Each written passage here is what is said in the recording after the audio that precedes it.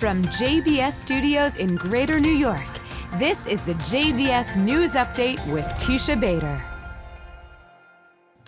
I'm Teisha Bader with the JBS News Update for Wednesday, July the 3rd, 2024. An off-duty IDF soldier was killed today in a terror attack in northern Israel that left another Israeli soldier seriously wounded.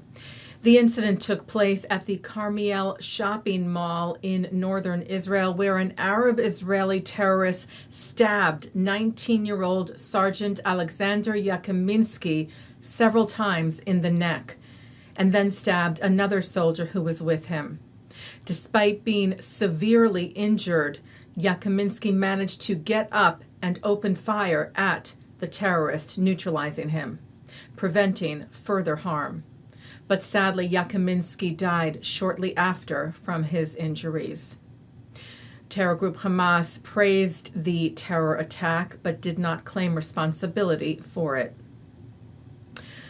An anti-aircraft missile launched from Gaza directly hit a home today in southern Israel in the community of Kfar Maimon, causing damage. No reports of injuries, though. The home's owner was cited by Kan News in Israel, saying, "There was a red alert. I ran to the bomb shelter, and then I heard the noise of shrapnel. It was awful. Physically," she said, "I'm fine, but my heart is still running at 200 kilometers per hour." In the West Bank last night, an Israeli drone took out a terror cell of 4 Palestinian Islamic Jihad operatives who were planting roadside bombs in the area. The IDF said a number of terrorists were identified while trying to plant explosives near the area where a bomb explosion occurred the day before. That explosion on Monday, as we reported to you, killed an IDF soldier. And the IDF continues to defend its border with Lebanon against terror group Hezbollah. Over 100 rockets were launched at northern Israel today from Lebanon. Earlier today, an Israeli airstrike eliminated a senior Hezbollah commander who the IDF said led the anti-tank and rocket fire from southwest Lebanon towards northern Israel and at IDF forces.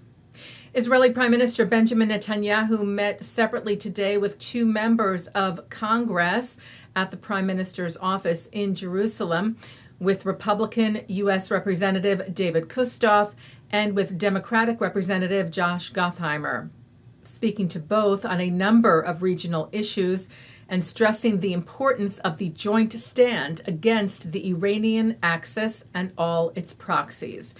Prime Minister thanked Gottheimer for his consistent support of Israel, as well as for the American support for Israel since the start of the war. Netanyahu said he is looking forward to his speech to Congress, which is coming up on July the 24th, in which he said he will be able to express Israel's position to the representatives of the American people and the entire world. Nearly 200 gravestones were toppled over and vandalized at 2 historic Jewish cemeteries in Ohio. Jewish Cemeteries of Greater Cincinnati wrote on Tuesday, "We are deeply saddened and outraged to report that 176 gravestones were vandalized at the Tiferet Israel Cemetery and the Beth HaMidrash HaGadol Cemetery, both at the Covedale Cemetery Complex in Cincinnati," saying this act of anti-Semitic vandalism was uncovered early yesterday morning and has left our community heartbroken. They also noted that most of the gravestones were pushed face down, making it challenging to identify the affected families at this time, but saying they would do so as soon as possible.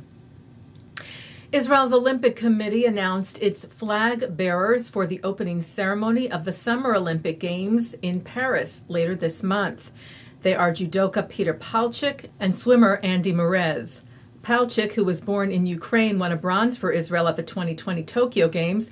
Murez was born in the U.S. She competed for Israel in both Tokyo and in Rio at 2016. The committee said the Israeli delegation is a mosaic of Israeli society, and the selected flag bearers represent the essence of Israeli society. People who worked their way through many challenges with endless dedication, Zionists, leaders, and influencers on their surroundings.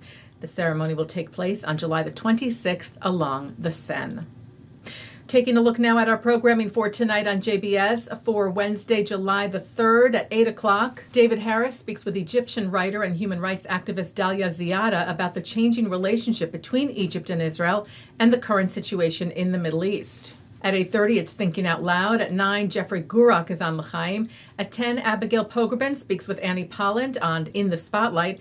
And coming up next, Yossi Klein Halevi speaks about anti-Semitism, anti-Zionism, and anti-Zionist Jews. Look also for special programming for the 4th of July tomorrow on JBS and the debut of Recharging Judaism at 7 p.m. Eastern Time. The outstanding symposium from the Stephen Wise Free Synagogue, where clergy, educators, and professionals dialogue with a focus on anti-Semitism and a post-October 7th world. That's coming to you exclusively on JBS.